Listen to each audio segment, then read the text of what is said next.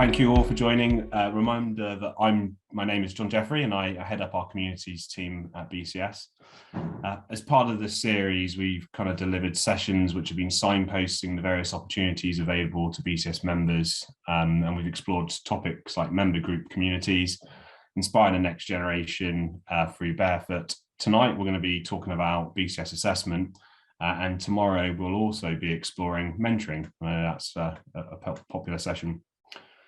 Those who have attended the previous sessions will know a bit of housekeeping before we get started. Just a reminder, as you already are doing so, if you could keep your mics off and your cameras switched off just up until we get to a point of Q&A. We have a chat function in Zoom. So if you're not familiar with Zoom, the chat function is like a speech bubble. Please, throughout the session, if you've got any questions, thoughts, adds to the chat. And we'll come back to those questions when we open it up to a discussion.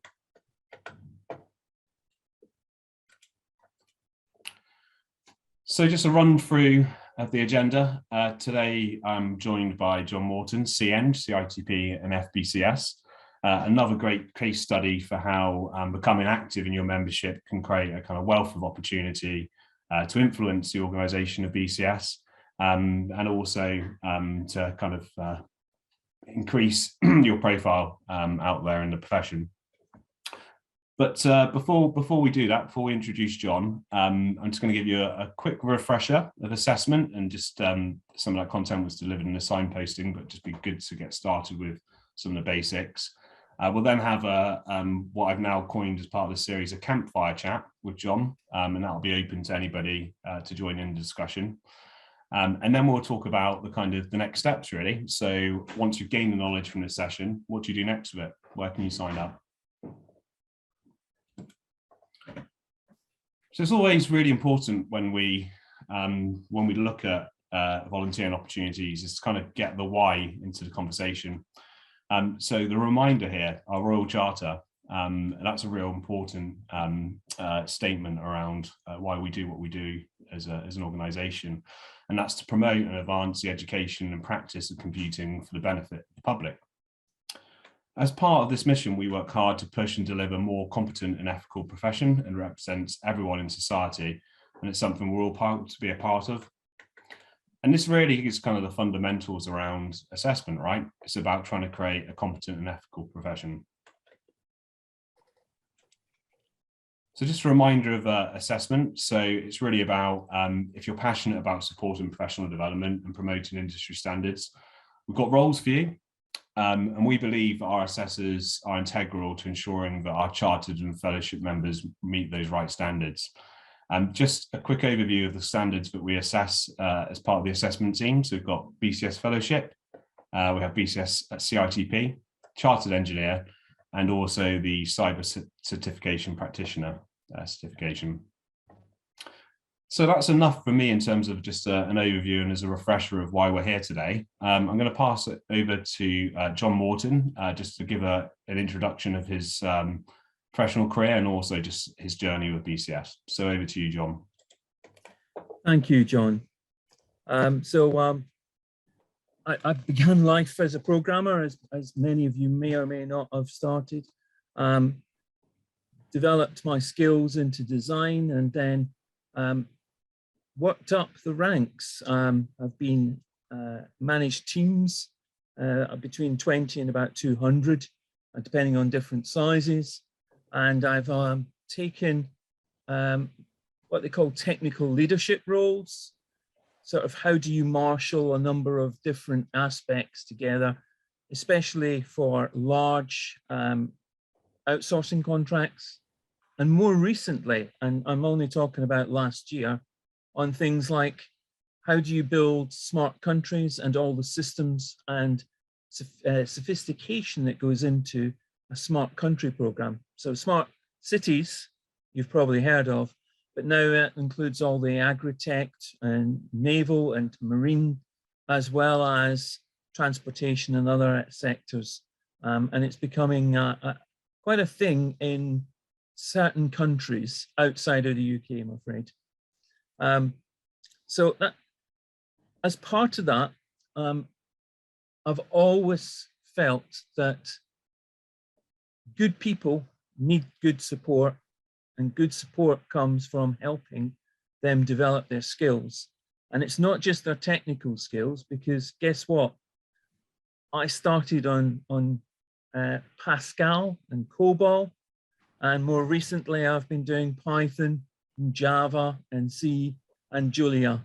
And once you get beyond just programming in one language, you start to understand the different programming constructs.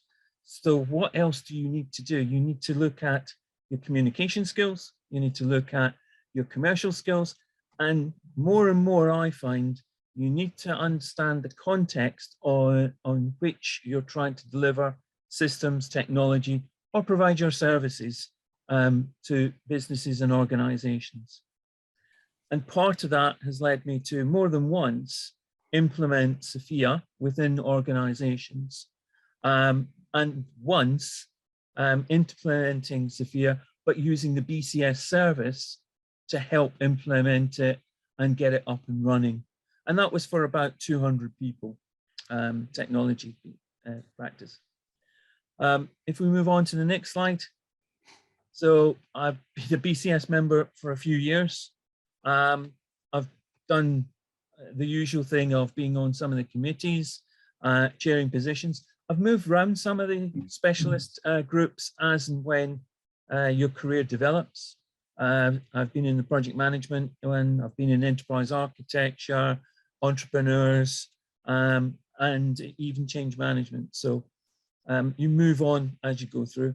I've been an assessor for 15 years and been recertified myself 3 times. So the assessment process I've been through, and the recertification process, which, you know, is a good reflector back on what you've achieved in the last 5 years, helps you keep, for me, helps me work out the areas that I still need to develop. It's led to being an assessor on the UK Industry Award, which the BCS sponsor, and get involved in some of the consultations that BCS do. In particular, one that I found very challenging but useful was the BCS representative in the industrial strategy. But there's an awful lot on things like the apprenticeship scheme and some of the government consultations as well.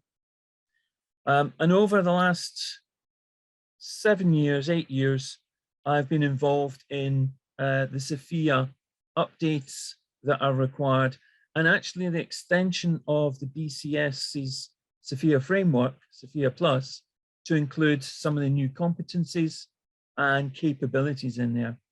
And that's something that's quite exciting for me, because as you go through being an assessor, you start to realize just how much our industry, how new our industry is, and how new competencies, skills, and capabilities are being formed, fractured, decomposed, and specialized. And I'll talk about that a little bit more. Something I'm currently working on for the BCS is a data science certificate. So although John talked about the certifications that we already do today, this is going to be a new certificate that the BCS is going to do, but we're developing this across a number of other societies, the Statistical Society, Operational Research Society, and the Mathematics Society, so that it's a consistent chartered level. And that, for me, is quite, it's what we should be doing. Everybody out there says, oh, I'm a data scientist, but actually, if you've been employing them, and I have been employing some, it's very, very difficult to find good data scientists that are actually covering what you need. There's a lot of pretense out there. And so therefore, having somebody who's chartered and certified is going to be key to helping that part of the industry go within IT industry, but also across others. As you do, you pick up a whole bunch of other things. The only one that I really want to draw out is FIPO, because most people haven't heard of FIPO. FITO is the Federation of Enterprise Architecture Professional Organizations. It's the body that sits above TOGAF.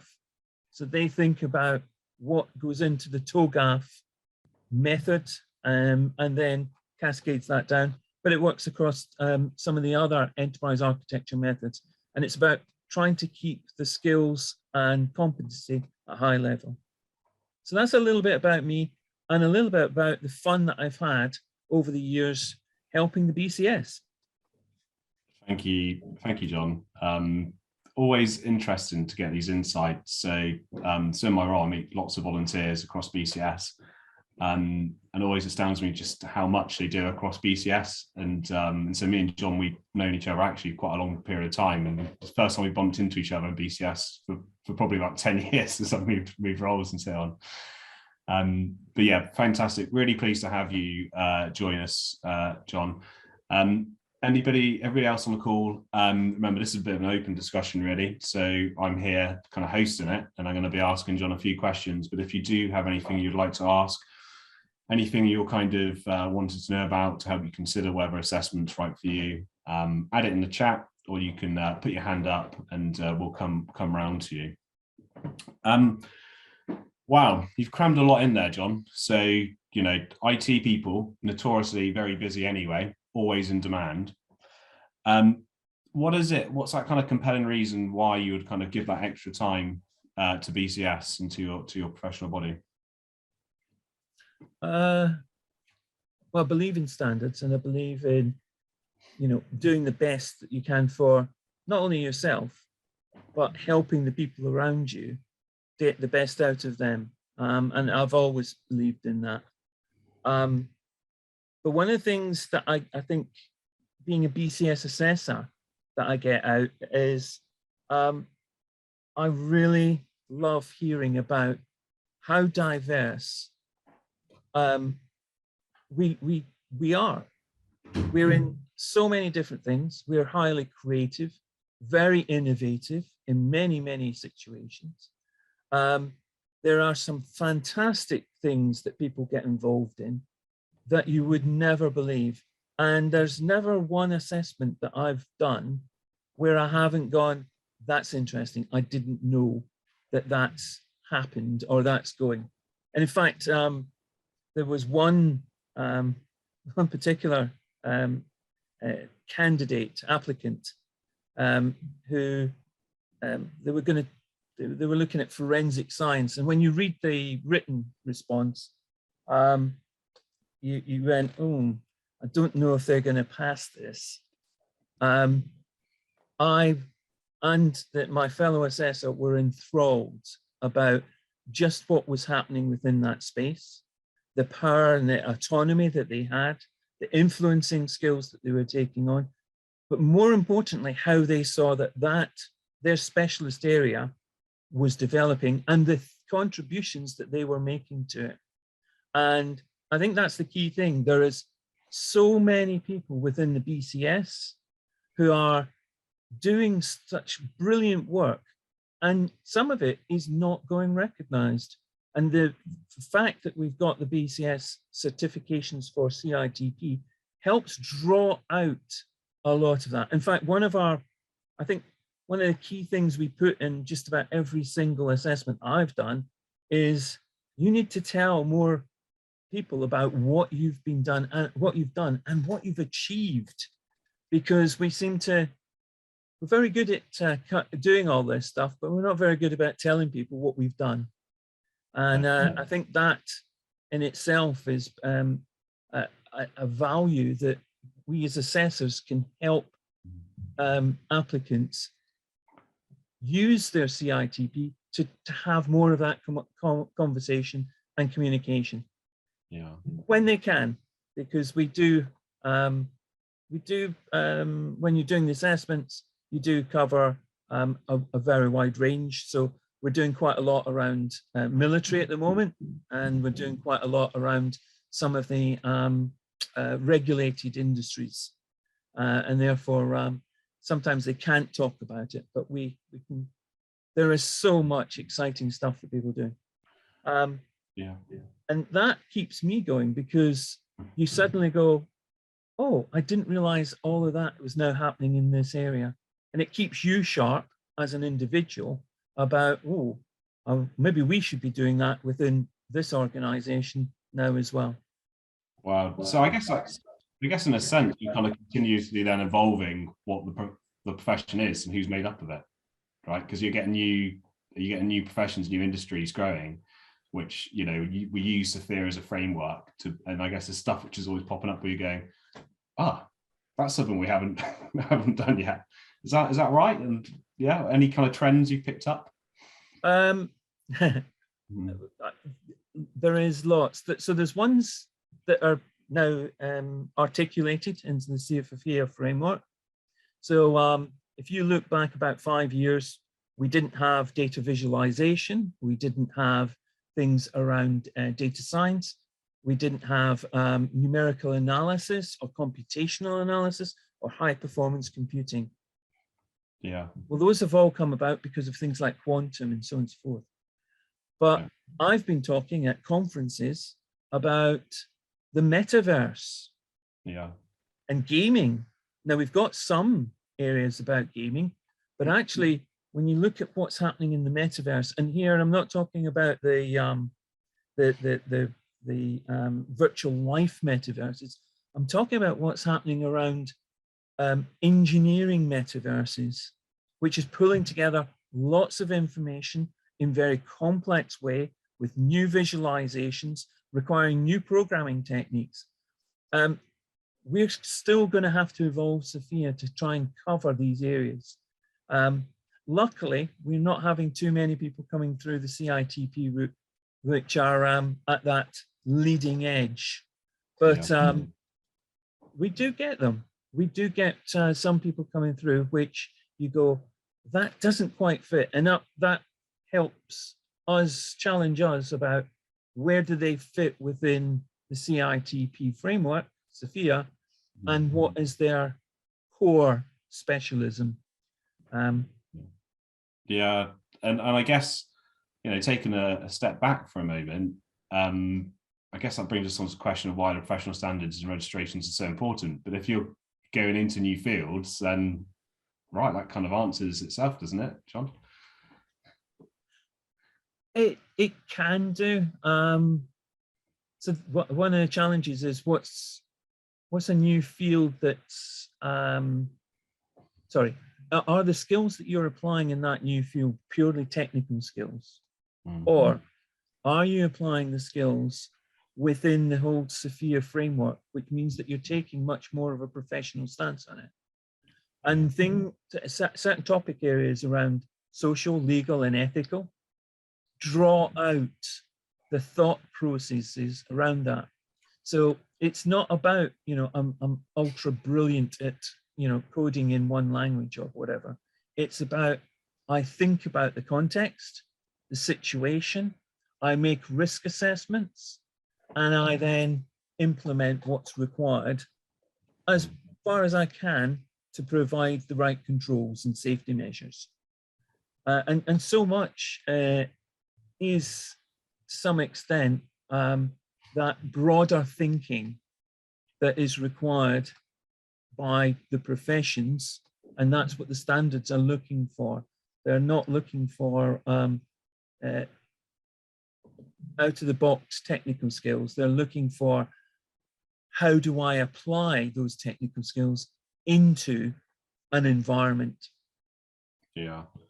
And I think that just feels so important when you're talking about people who are on the new frontiers, you know, and every day they're kind of doing or creating something new, which they haven't got like a history to kind of, you know, look at what the right solution would be, and ethically.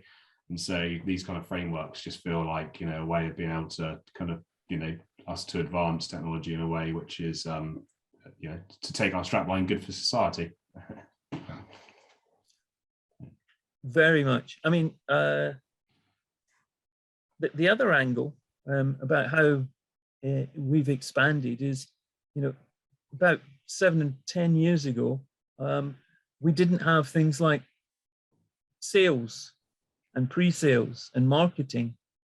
And yet, when you look at what's required in those areas with the technology assessment side, they should be within the Sophia framework. And I was very glad to see that they finally came through, because it allows people who've got that experience, that knowledge, and that capability, but are applying it into a different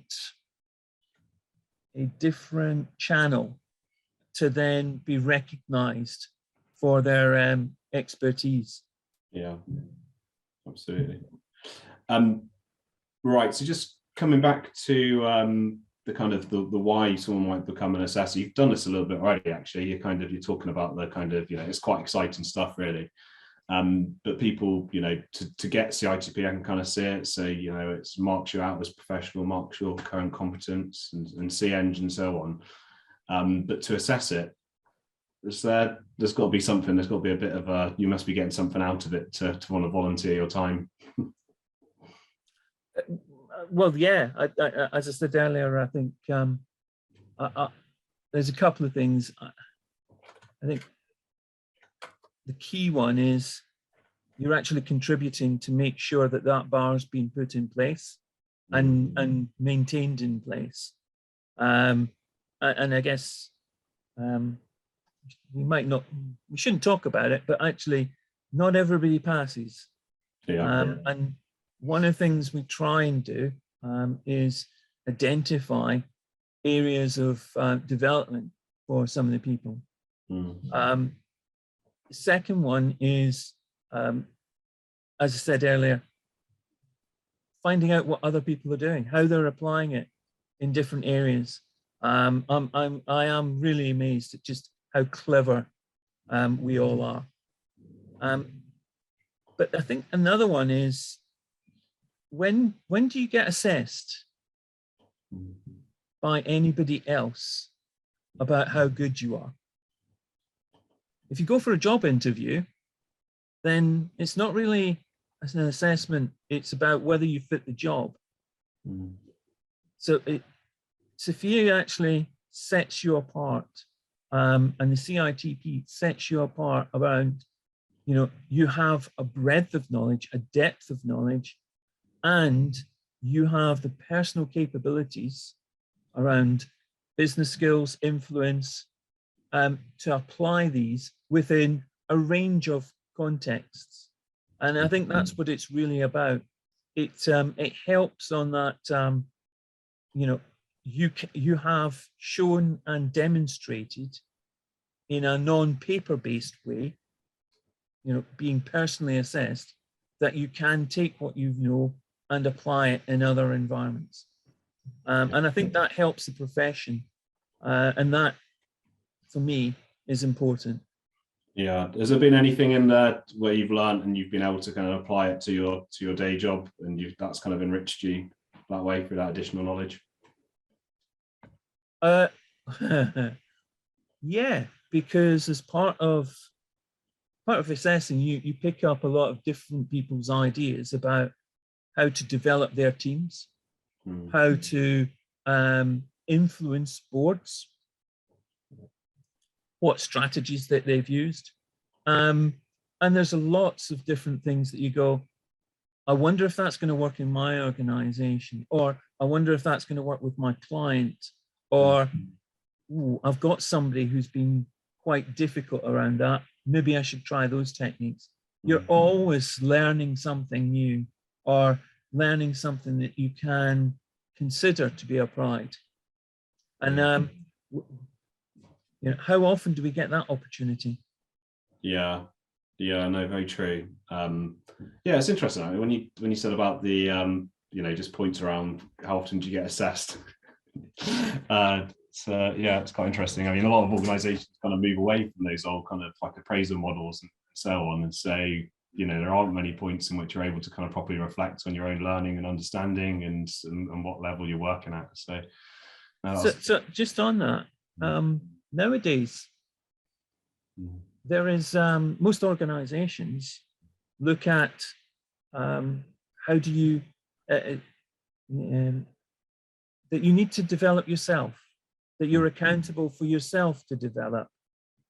But but there is no guidance. There is no, well, how do I develop to the next role? How do I grow? And you know, the Sophia framework, whether you're going for CITP or not, is a very good framework to help understand what you should be looking at and the opportunities that you should look for, the activities that you can do to help you get there. One other thing that I should mention is you're never doing these assessments on your own. You're always doing your assessments with other people. And that is in itself is fantastic to meet a whole range of different assessors, different thought processes, different ways of considering things. But you're all working to the same framework. And we always have quite engaging conversations to get those different perspectives, as well as part of, you know, the write-up and the judgment end of an assessment. And those people are a great sounding board for other things that you might come across. Yeah. How often do you disagree?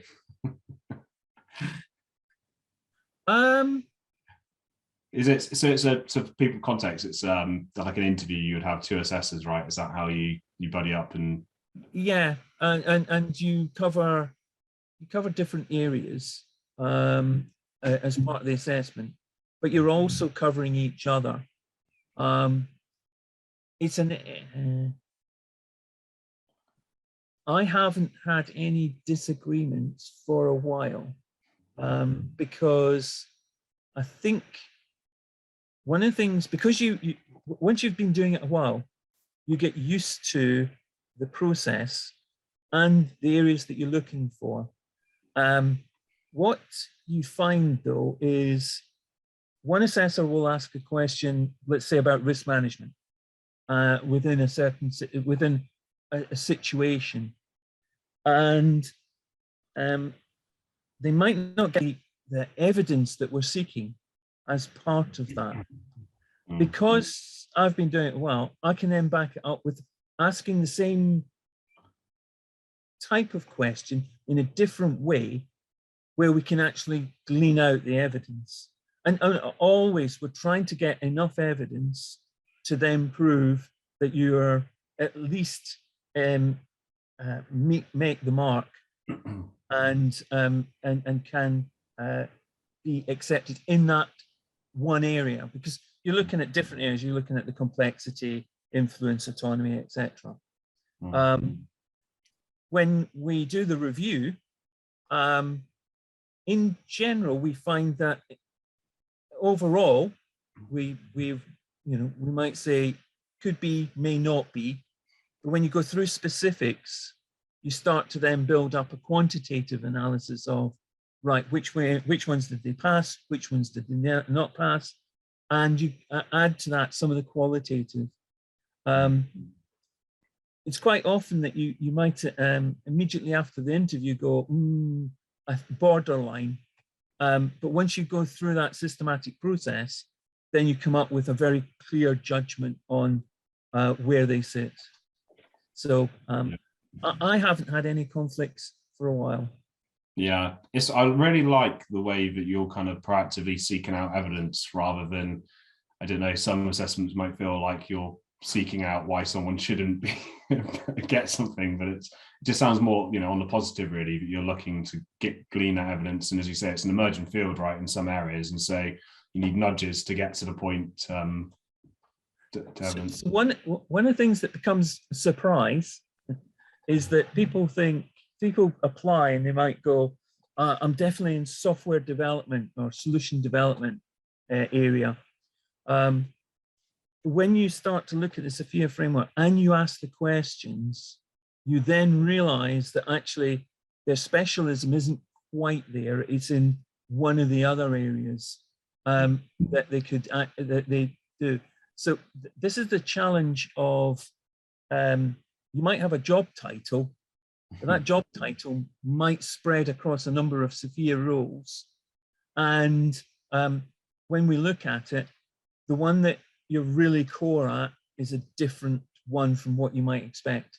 And that becomes quite challenging for the assessors sometimes to find that one. We're always seeking to try and get people to find them through the CITP. Yeah. But I think about a third of the people that I've assessed in recent times have not got through. Yeah, but as you say, you're kind of then, it's then directional, right? But you're giving people an opportunity to learn how to get there. Yeah. Yeah. Super.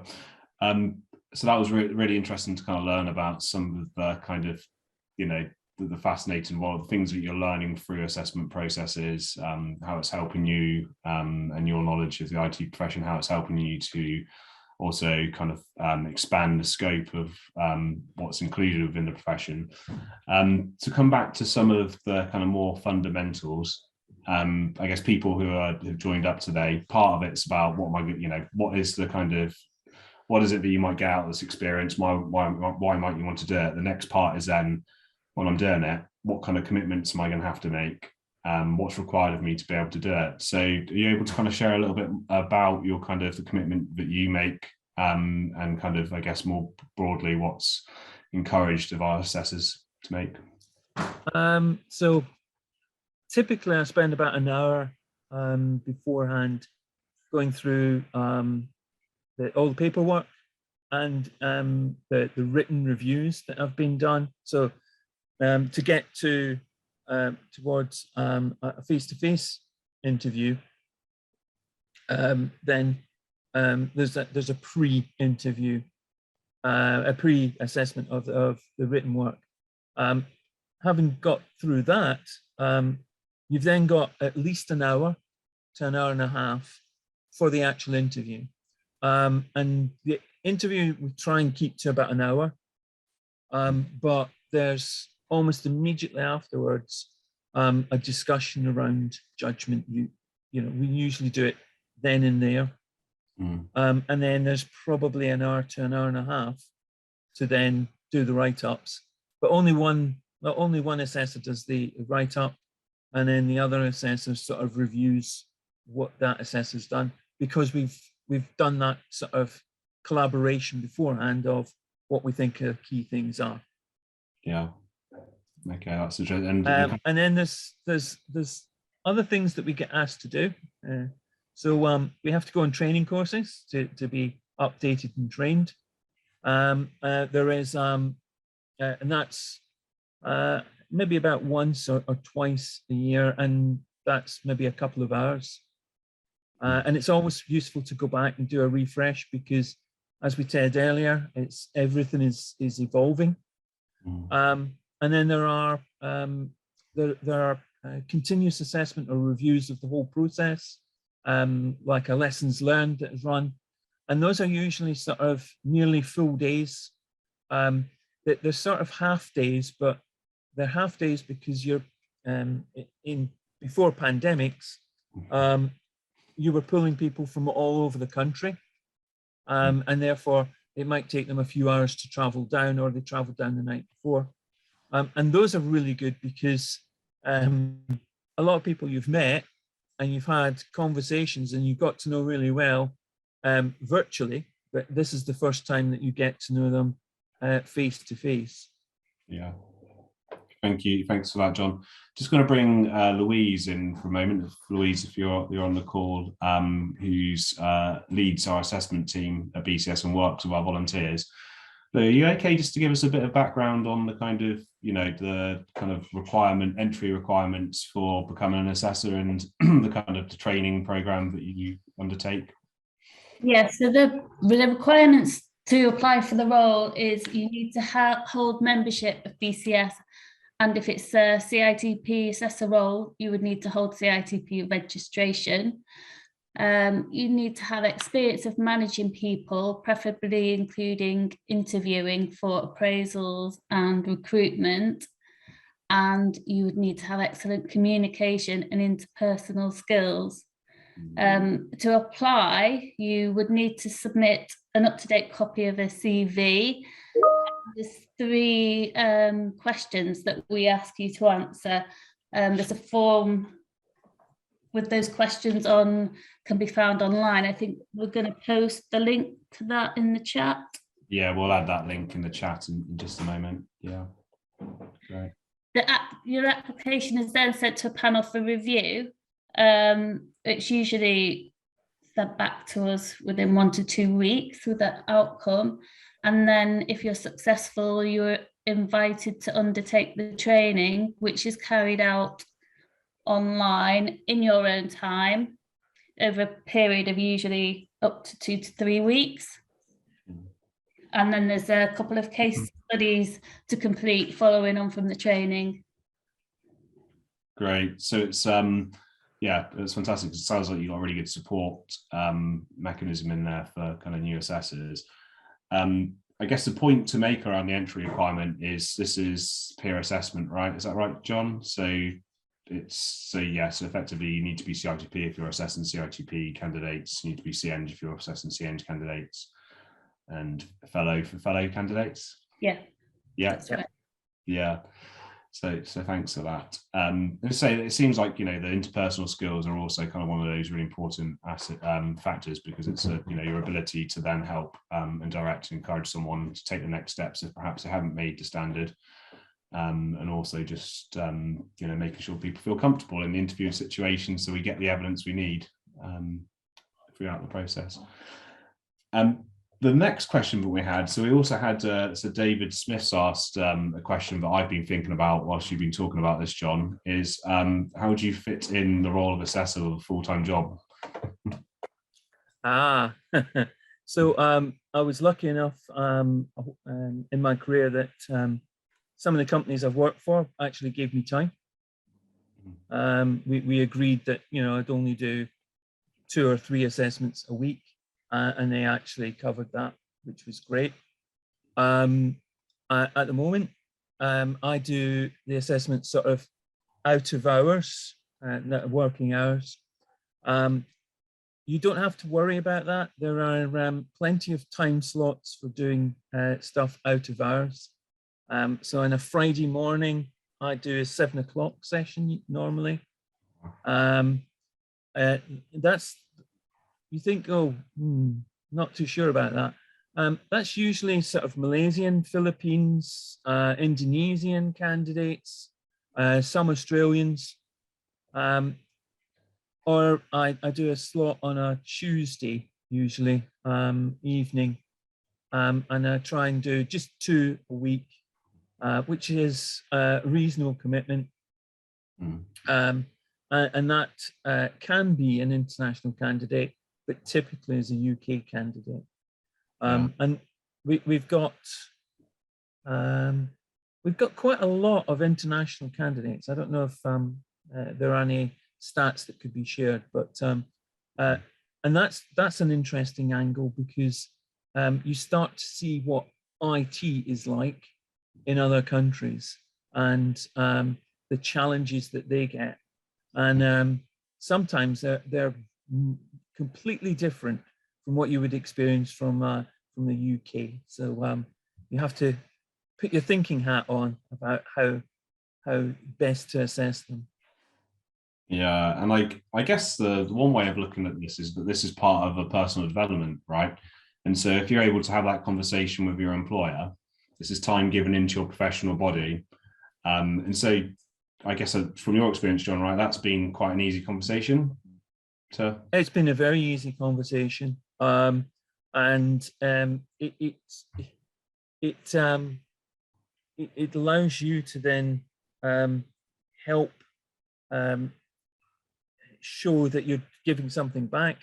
I mean, lots of different companies have things like STEMs, or wanting you to go into schools, do that.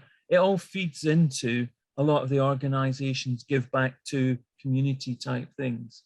So that most medium-sized to large organizations don't have a problem about it. So kind of fitting into corporate social responsibility plans that might be there, also say that personal development, taking time out to focus on yourself. Right, so we're coming up to the kind of the end of the session. So I'll take a moment just to allow anybody else, if you want to add any other questions in. you've got a chance to do that now. Feel free to raise your hand if you'd like to raise your hand, if that's easier. Okay.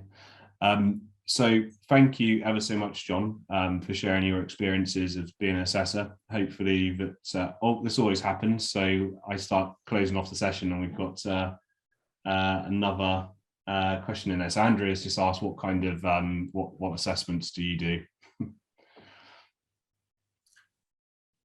So Andrew, what courses are you assessing is the question. So I don't think we assess courses, but as part of creating the Sophia framework, we look at what is the appropriate training and development that is required for each skill area and each level of skill area. So if you look on the Sophia Plus, it says, here are the qualifications that you need. And if you go from a level 2 to a level 7, you will see that there are more advanced training and courses.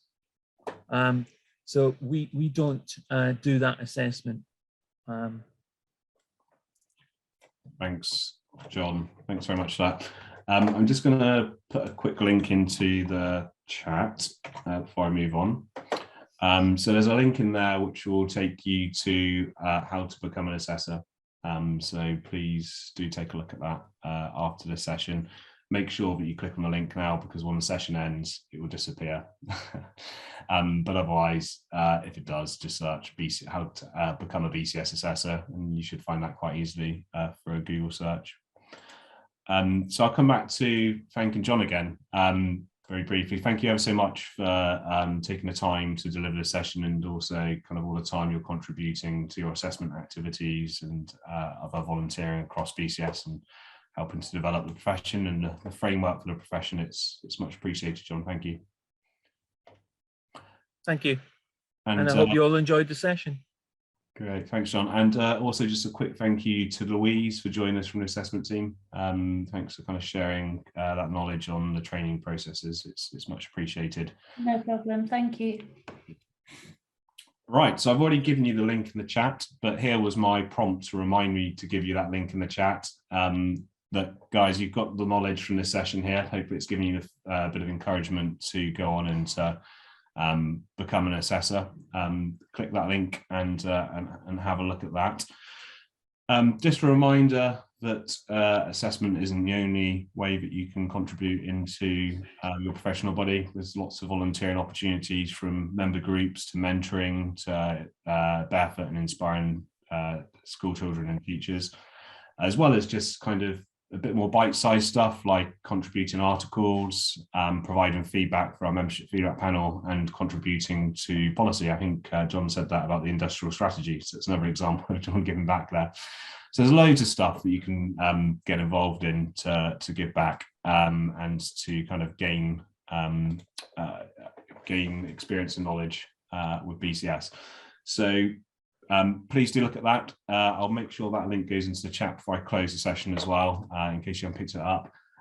Thanks, David. Thanks, Andrea. Thank you, Louise, and so on for your questions in the session tonight. It's been fantastic. Other than that, I will leave you all and to enjoy your Wednesday evenings. Thank you all for joining. Cheers. Take care.